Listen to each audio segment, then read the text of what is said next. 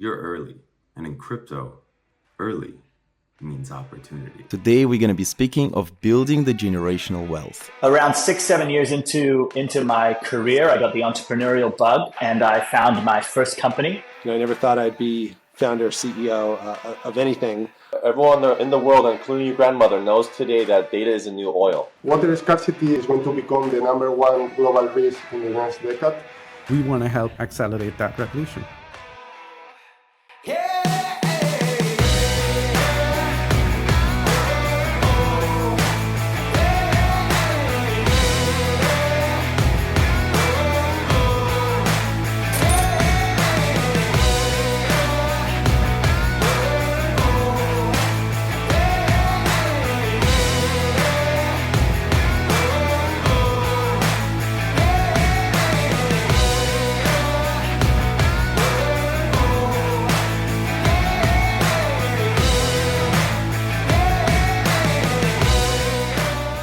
Hello everyone, Daniel from DePIN Hub over here, and today we have in the episode, it's a very special episode actually. We have Jeffrey from Roam, and we have Carlos from Samsung Next. Samsung Next is actually a venture capital arm of Samsung. It focuses a lot on identifying and investing in innovative startups, technologies across multiple domains, like AI, blockchain, and of course DePIN. We've been in touch for, I guess, a long time. I think it was like end of 2022. Actually, we spent some time in San Francisco where I actually met Carlos in person, spent time with the Samsung Next team, and it was really, really good times. We learned a lot, and throughout this time, our journey as Hotspotty, Samsung Next actually invested in us and been supporting us along their journey, because it's definitely not an easy task to start a company, start a business. There's so many challenges. We were very happy to have Samsung Next was along this journey so far, and I hope a long way to go still, right? And then Jeffrey as well, Samsung invested in a project called Roam. They do Wi-Fi sharing, and I would like to actually, of course, get Jeffrey to explain what they're doing. It's a very interesting project they are building on Solana, and we've been talking for, I think, over a year now, actually. So it's a pleasure to have you guys on the podcast. Welcome. And yeah, let's start with Jeffrey. Maybe you can introduce yourself, your role, and your background, and what is Roam? Yeah, no, thanks for having me. Yeah, so my role is co-founder of Roam. We started Roam about 3 years ago, and ultimately what we're building is a global Wi-Fi roaming network. And the main vision of this project was to solve the real world problem of creating a roaming-like experience between public Wi-Fi nodes and the adoption of what they call OpenRoaming protocol to the public. So there's about 600 million public Wi-Fi hotspots around the world today, and almost none of them have a unified, seamless, roaming-like experience between the logging processes. So this is the ultimate problem we want to solve. What led you to start the Roam project? I think there was used to call MetaBlocks before, right? And why did you guys change the name as well? Yeah. So we originally were called MetaBlocks. We did a rebranding earlier this year. Obviously, our Wi-Fi affects everybody. Our user base is everyone from just someone looking for Wi-Fi access, retail level, all the way up to someone who's looking to mine the network and build out the CapEx of the network.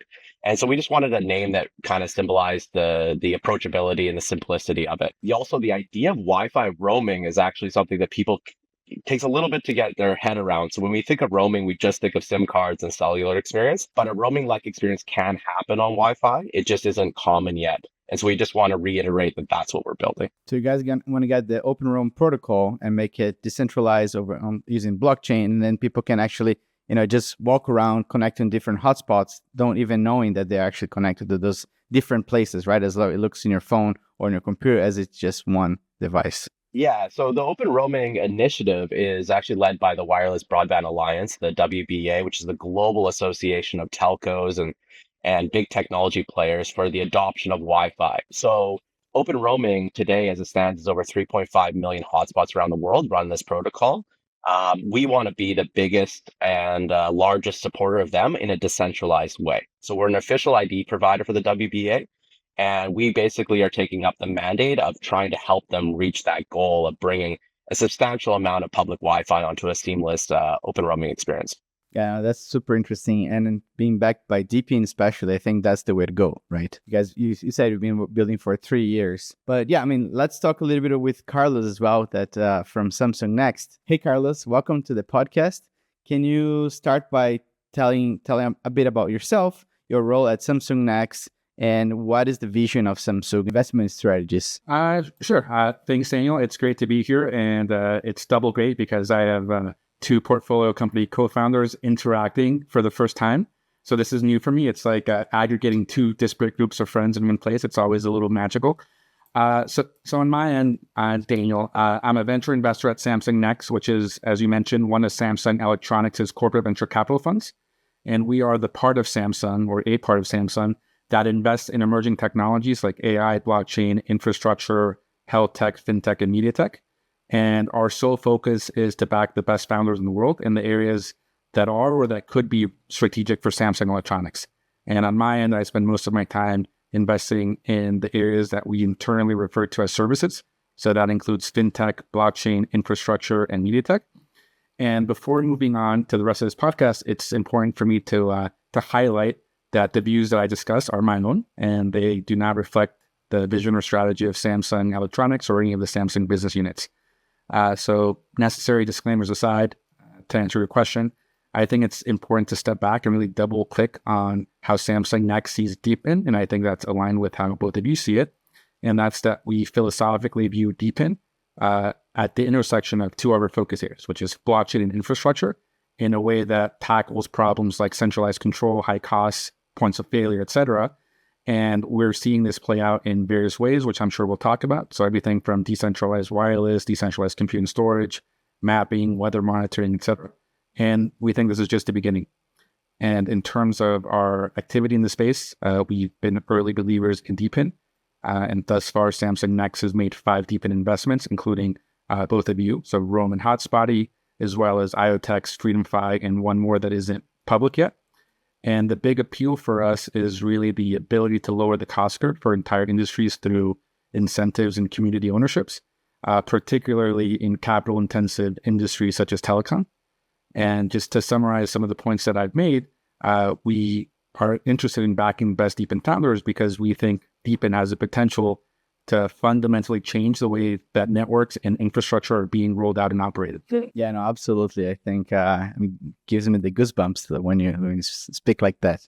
Because, that definitely, right? DePIN is something that I'm here every week in the podcast talking about different founders, learning a lot from them mainly. But just to know that like venture arm of Samsung is so interested in this ecosystem as well, it gives a lot of like legitimacy, right? Because I do believe we're just getting started. There's a lot of work to be done. Building things in a decentralized ecosystem are much harder than in a centralized way. But I think that's the future, right? There's a lot of ways that things are going to start moving from centralized to decentralized. Even a lot of DePIN projects, they start in a more decentralized way and start decentralizing as they grow. I think that's also the way to go. One question, like a personal question, I don't know if you can talk this in the podcast, but what are the factors that, if you remember, caught your attention or Samsung Next attention for Roam and Hotspotty? As well, for us, in our case, we were building at the time, the fleet management for Helium, right? That actually managed to grow to manage 40% of the Helium network, around 400,000 devices. And then we realized that the DePIN ecosystem is much, much broader than we actually realized. And now we focus on DePIN Hub. But I don't know if you remember some stories about that. Yes. So I'll start with Roam since Jeffrey already gave the audience a high level of context. So Roam, as Jeffrey mentioned, has and had the bold vision of becoming a global decentralized Wi-Fi roaming network. So that vision in and of itself was audacious, it was bold, and it caught our interest. And what really stood out to us at the time when we invested was the product and the early traction. So the user experience is completely approachable. Even my mom could use it, right? So even those who have no idea what blockchain is, even those who have no idea what a token is, can just sign up to Roam and have connectivity.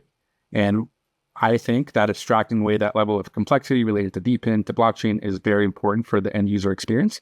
But under the hood, there's some really cool stuff going on with Roam, as Jeffrey mentioned, right? So it's one of the best use cases of applying a decentralized ID to the problem of Wi-Fi connectivity. It is also the only blockchain incentivized WBA OpenRoaming partner. So the Wireless Broadband Alliance typically partners with much more established companies. One that comes to mind is Boingo, and there are many others that have been around forever, or their household names. And here they are partnering with sort of a maverick startup that's trying to apply blockchain incentives to OpenRoaming. And if you add these incentives to the equation, put it all together, you have an ecosystem that effectively allows users to seamlessly connect to tens or hundreds of millions of Wi-Fi hotspots potentially without individual logins. And that's very powerful. And then the last thing that I remember from Roam was that we didn't invest initially. So we needed a team for about a year, and we grew to appreciate the fact that they were complementary. So Jeffrey here has very good instincts on the business side. Jan, his co-founder, is more technical. And what we realized over time is that we saw them grow Roam, at the time MetaBlocks, from idea into one of the largest DePIN projects in the world, and just executing on everything that they said they were going to do. And listeners can track that journey. So I saw it in real time, but with the benefit of hindsight, listeners can go to their website, weroam.xyz, to get a sense of the growth in real time, which is pretty cool. And then on the Hotspotty side, to your point, Daniel, we initially invested in Hotspotty as one of the first checks, maybe one of the first institutional checks, because we realized at the time that decentralized wireless and community building went hand in hand. So as you mentioned, Hotspotty at the time provided a complete solution to managing decentralized wireless hotspots, largely focused on helium. And we believe that as the market matured, the wireless industry, specifically telcos, would need a platform like Hotspotty to help deploy, coordinate, and manage a fragmented and increasingly fragmenting wireless hotspot ecosystem. And the key part to making all of that work was engaging a large community. And from the first time that we met you, Daniel and Max and Michael from the Hotspotty team, it was pretty clear to us that you were some of the best community builders out there. And that was even more apparent when we met you in person at the Samsung campus in Mountain View. And as you know, between then and now, we went through a DePIN winter.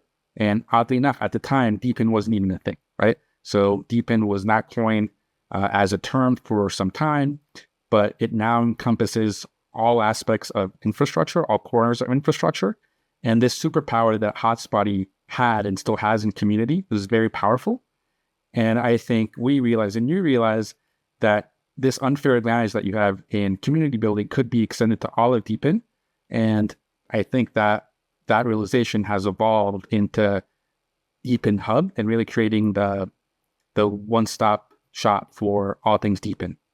Yeah, no, exactly. And just to be clear, also DePIN Hub right now, we still think is an MVP because it was the first step that we did was like create this like one-stop shop. But now actually there's a lot of technology that we're building in terms of something called DePIN Score. I don't want to get into that in this episode, but it's something it's very, very interesting, and I think it's going to really fundamentally change the DePIN ecosystem as a whole and the composability of those projects as well.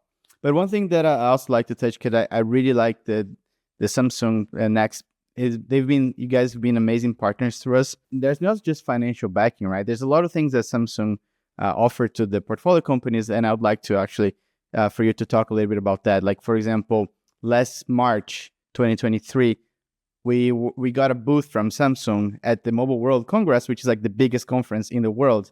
So we could actually express to the world what we were building. So I have some like a stage time as well to talk what we're building. For a future project that wants to apply for Samsung Next, what kind of backing do you guys do other than, of course, money? Yeah, so I'll start with the first element, which might be obvious to some, less obvious to others. And that's that we help our portfolio companies navigate the labyrinth that is Samsung. So Samsung is a Korean company in close to 200 countries. And my role as an investor is to invest in the areas that Samsung cares about and be the API layer between startups and the relevant business units. So we can certainly help with making introductions. I think both of you have already had very early introductions with our networks team. And although we can't guarantee any commercial agreements, but we can guarantee that we're going to try whatever we can to help your batting average and really help startups and the business units have a seat at the table and have a conversation about ways that they can work together.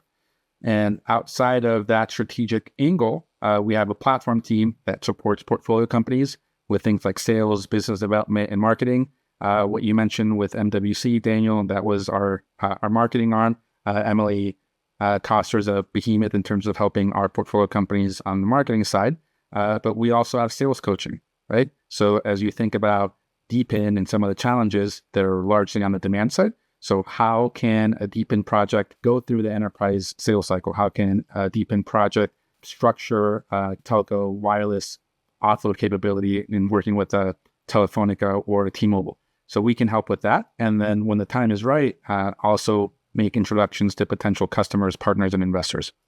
Yeah, I think nobody better than Samsung to help with those topics for sure, right? Jeffrey, like you guys been building for, let's say, 3 years, and actually you've seen this grow of this decentralized infrastructure, right? 3 years ago, there was no name, actually. Sorry, I don't know, DY, Decentralized Wireless, there was like multiple names, and now we actually end up DePIN, which it's a good name, it's a bad name, people say yes, no, but I think it's the best way that everybody can aggregate and come to a conclusion for one single thing, which is what we're building here. How do you describe the current state of this infrastructure market? What are the things that get you excited in the morning, let's say? Yeah, I'm glad.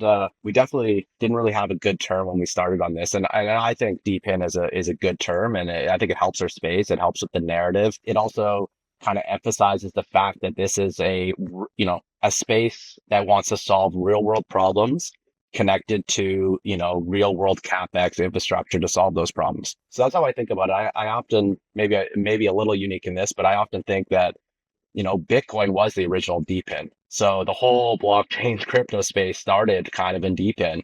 And you could argue today what problems it's solving, but it's, everything from deploying new renewable energy to methane capture to grid stabilization. There's a lot of these infrastructure type problems it's solving today too.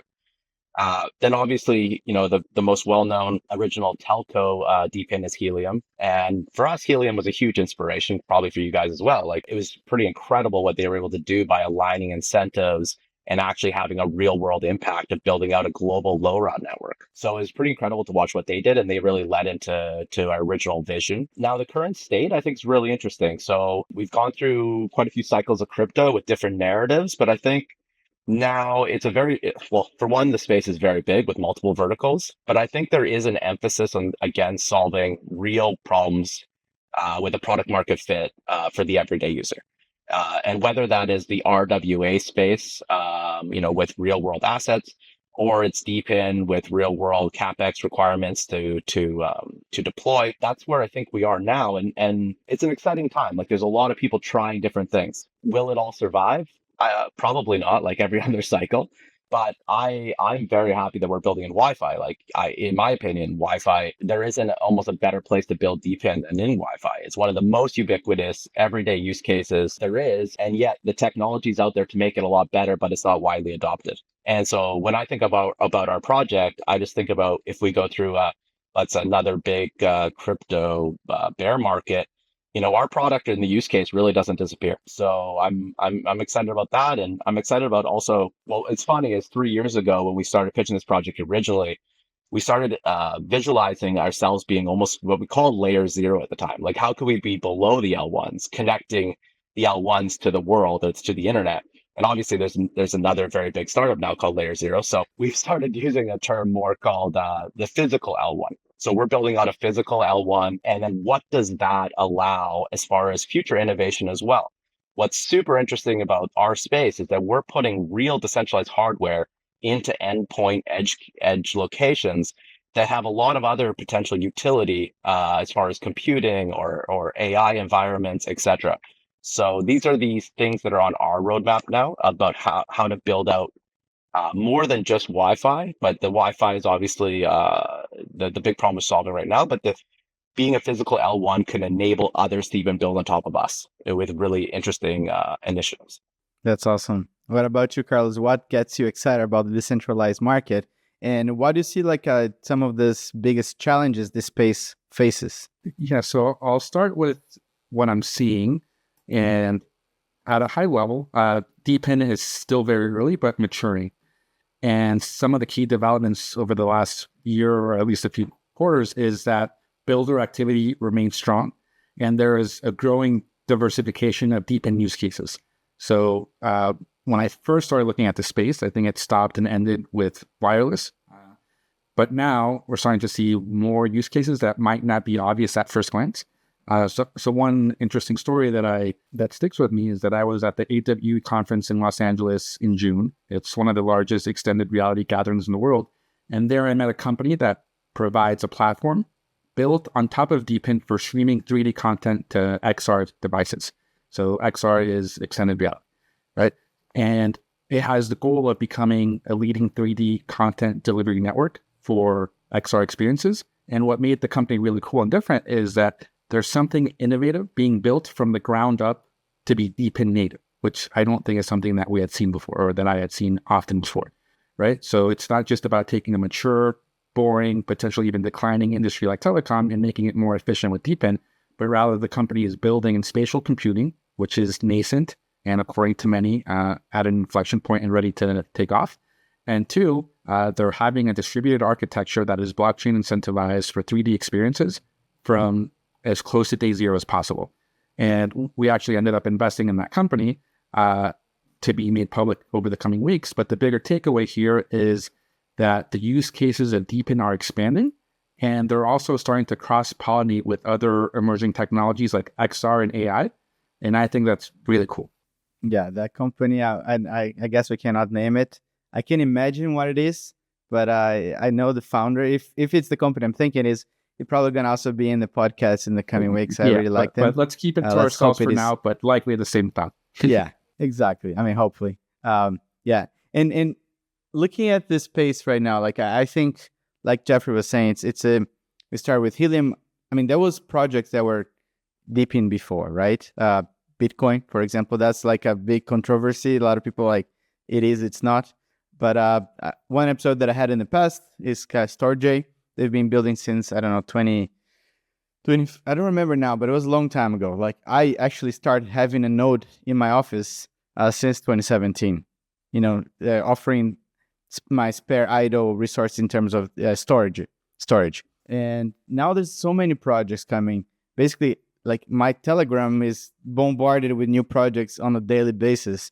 A lot of times I'm trying to build some sort of framework. We actually at Hotspotty are building frameworks to realize, okay, is this project worth, listing it on DePIN Hub as well?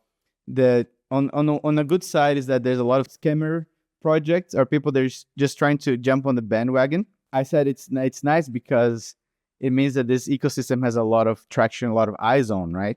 But then it's our responsibility to actually do our proper due diligence on those projects and realize, okay, are they actually trying to build real value? Because I think that's one of the things that gets me most excited about DePIN is actually the real value, the real world application that's coming from that, right? From being an electrical engineer, from trying to build electronics in the morning, like Alexa, like smelling salt there in the morning, it's with coffee, it's the best thing. And that's something that I believe that crypto also was built for. And like you said before, Jeffrey, I think a lot of projects are probably going to die at the end of this cycle. But it's good, right? Because it's going to clear for real projects, real teams that focus.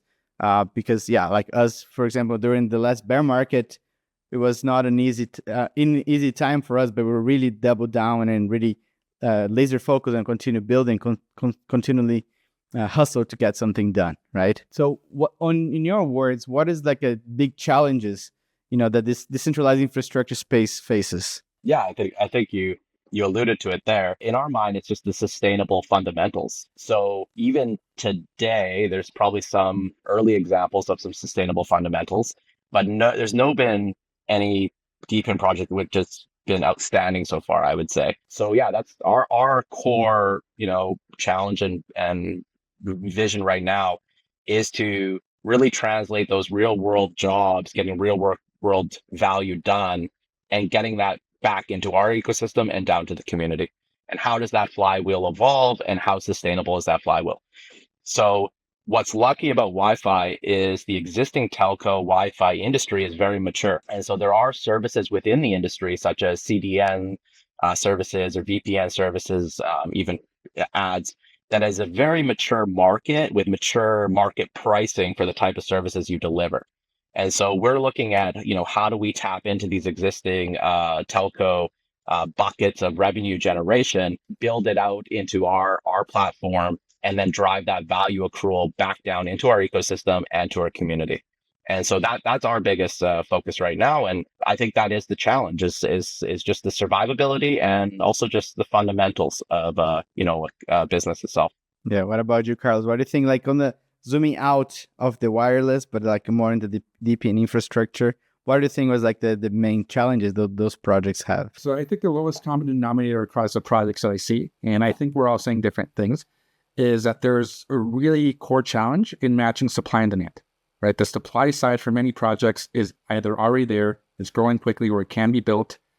For instance, if we move away from wireless, some potential cases that I see are the number of miles mapped or the number of weather sensors out there, the amount of decentralized compute out there, that can be more easily built. The bigger question, and Jeffrey alluded to product market fit, is figuring out the other side, is how do you find and aggregate the demand? How do you make sure that projects solve a real problem, bring real utility, and how do you validate the business model? For example, we need to ask ourselves, who are the companies that are willing to pay for mapping data and willing to partner with a DePIN startup instead of just going Google, right? Conversely, with the weather data is who will pay for decentralized weather data for specific use case. Right? So something like better insurance underwriting for agricultural crops. Is there an insurance company that's willing to be that buyer of this data?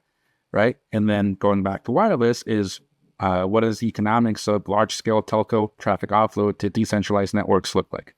The good thing is that we're at least at the early stages of seeing some demand, right? Or at least broader acceptance from potential customers.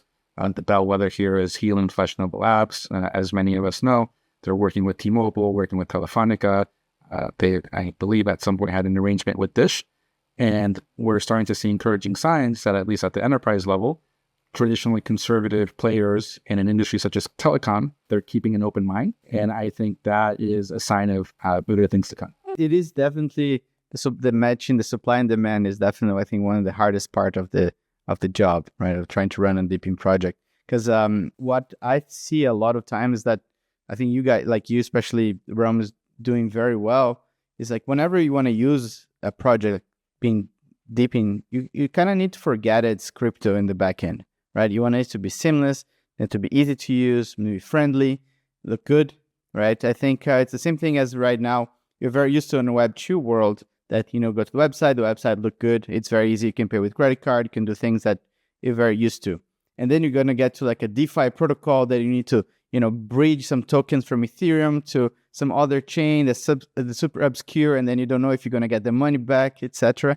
And this is the barrier that we need to overcome on trying to make DePIN successful, right? It needs to be something that, like Carlos said, or like your mom can even use, like your grandma can use, and then needs to be seamless. Like the same way that you go to a website, you don't know if actually they're running on AWS, Google Cloud, the computer in the closet. It's just infrastructure, right? It should be boring. It should be easy, right? I think that's we get excited about this because we love building infrastructure, but infrastructure should be boring. And Carlos, like you guys also like always on the forefront of technology and new projects. You're talking about augmented reality. Is there anything else that you guys are very excited about, like AI? There's like right now, I think every other day there's a DePIN AI project comes to me trying to be listed, to have an intro call or something like that. Is there some AI projects that you guys are very excited about? Yes, I would say on the AI side, things are a little bit more, the verdict's still out as to what the intersection of DePIN and AI will be and what projects will be successful. So we have another part of Samsung Next that focuses more on AI, and they're looking more at that intersection. On my end, and this might be a simplified answer, but I still think that the biggest opportunity in the near term, even if there are sexy buzzwords like AI and robotics being thrown around often, is still in global connectivity. And that's just because the CapEx is astronomically high, right? So if you look at the MNOs, the mobile network operators, expected to spend $1.5 trillion in CapEx over the next 7 or 8 years, much of that related to the rollout of 5G. Tower operators still need to invest in micro towers and small cells, and the ROI is unclear. And that's just the ROI is unclear in developed markets. Now, we shift gears to developing countries. I think that's where some of the biggest promise of DePIN actually is. So places like India, Brazil, Indonesia, Nigeria, Bangladesh, collectively, these countries have 2 billion people. even though the ARPU is lower, we think that there are ways to monetize its users. There are ways to bring connectivity to them. And it's difficult to pencil out a path to do that without DePIN. So I think that's still going to be the most transformative, or one of the most transformative use cases at DePIN over the coming decades. And we think Roam and Hotspotty have or can play a critical role in making that future a reality as it relates to Wi-Fi, OpenRoaming, and community engagement. Talking about that, Jeffrey, like what would you say your current state at Roam, and how do you see the project evolving in the next year forward? Yeah. Just to allude on what Carlos was saying, we literally have been talking this week with a smaller African nation about how Roam could help deploy Wi-Fi internet access there. So we've seen a lot of uptake in these emerging markets, which is a great sign. So yeah, for us going forward, a couple things here. What's really interesting is just the conversations we're having with telcos now, how much they've changed as well. So when we first started the project, I remember Yen pitched at one of the early WBA meetings, maybe two and a half years ago. And it was very few people in the audience that took us seriously and or even understood like what we were trying to do.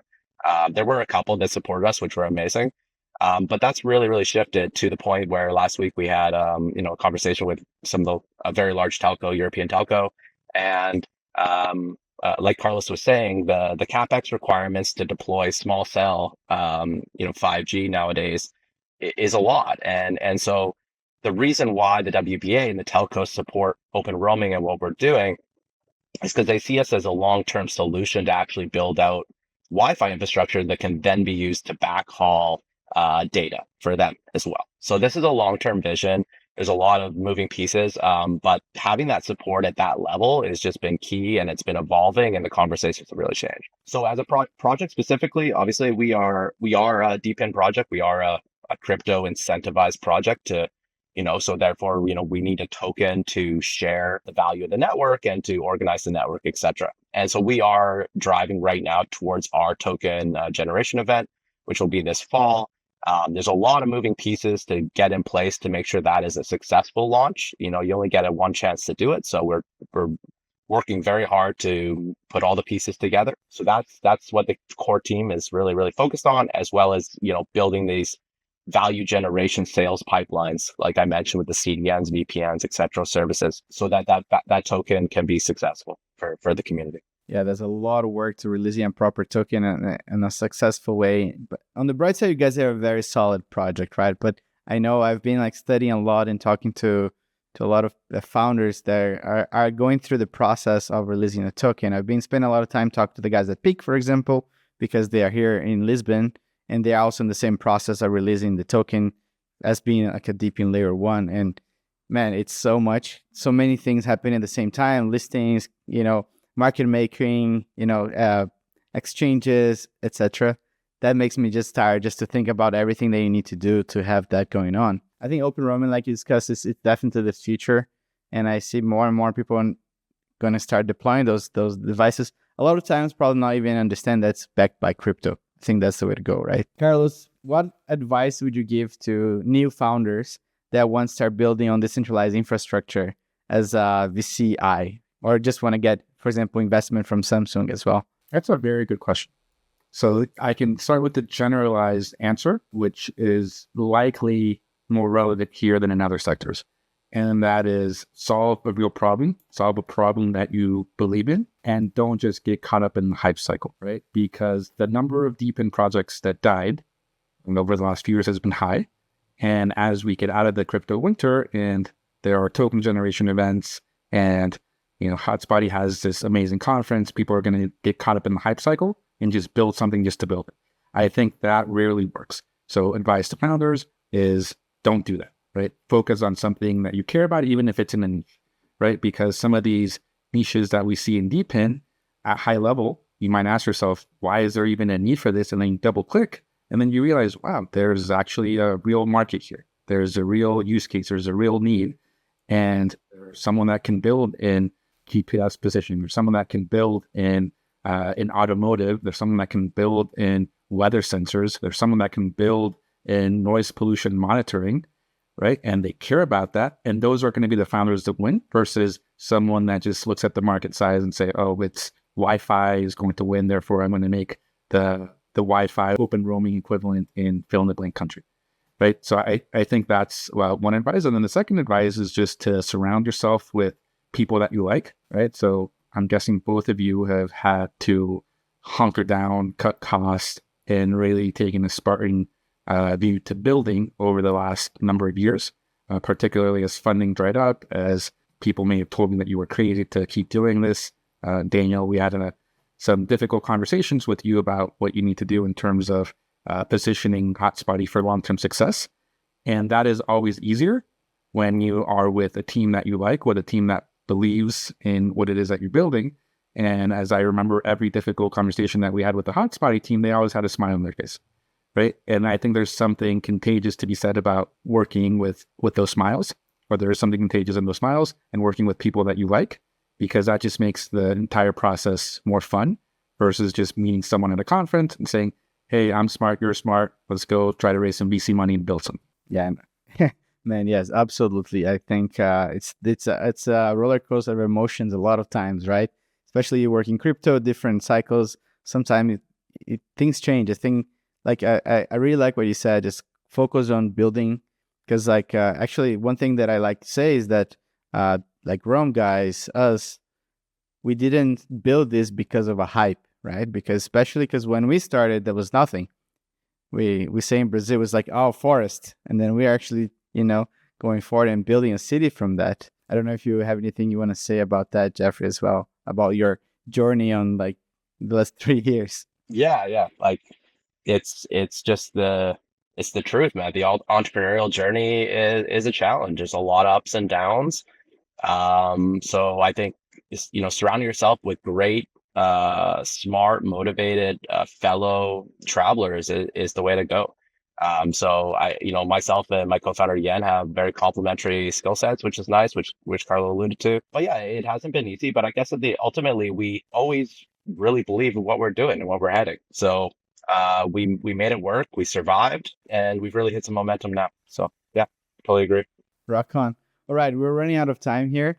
Also, you guys have better things to do. Where can people learn about your projects, Rome and also Samsung Next? Yeah, I can go first. So the easiest way for people to get involved with our project is our app is available in both app stores. So please, anyone listening, please download and play with it, and let us know what you think. We're always open to new feedback. There's a lot more that we can do to extract the complexity and make it even an easier user experience, and that is on our roadmap.